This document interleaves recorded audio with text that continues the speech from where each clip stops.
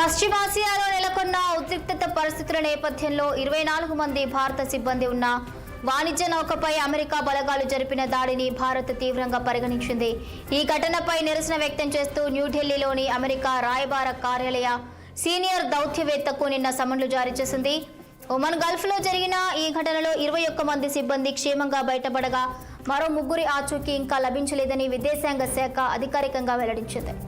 పలావ్ జెండాతో ఉన్న ఎంటీ మ్యారివెక్స్ అనే ఆయిల్ ట్యాంకర్ను లక్ష్యంగా చేసుకుని అమెరికా ఈ దాడికి పాల్పడింది. ఇరాన్పై విధించిన ఆంక్షలను ఉల్లంఘించి ఆ నౌక ప్రయాణించిందని, తమ ఆదేశాలను పాటించకపోవడంతో ఇంజిన్ రూమ్ను ధ్వంసం చేసేందుకు దాడి చేయాల్సి వచ్చిందని యుఎస్ సెంట్రల్ కమాండ్ ప్రకటించింది. యుఎస్ఎస్ అబ్రహాం లింకన్ యుద్ధ నౌక నుంచి బయలుదేరిన F-18 ఫైటర్ జెట్ ఈ దాడిలో పాల్గొన్నట్లు తెలుస్తోంది. దాడి జరిగిన తరుణంలో నౌకలోని భారత సిబ్బంది పంపిన అత్యవసర సందేశాలు తీవ్ర ఆందోళన కలిగించాయి. ఇక తమ నౌకపై అమెరికా నేవీ క్షిపణి దాడి చేసింది.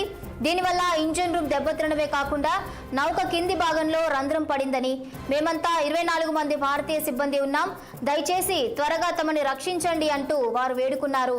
ఈ సమాచారం అందిన వెంటనే స్పందించిన ఒమన్ నావికాదళ హెలికాప్టర్ల ద్వారా సిబ్బందిని సురక్షిత ప్రాంతాలకు తరలించారు.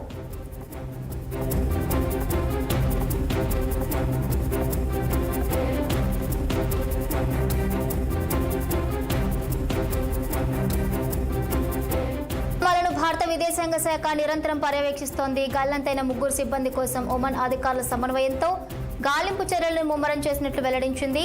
సమస్యాత్మక జలాల్లో ప్రయాణించే భారతీయ పౌరులు, వాణిజ్య నౌకల భద్రతకే తమ ప్రథమ ప్రాధాన్యత అని భారత్ స్పష్టం చేసింది.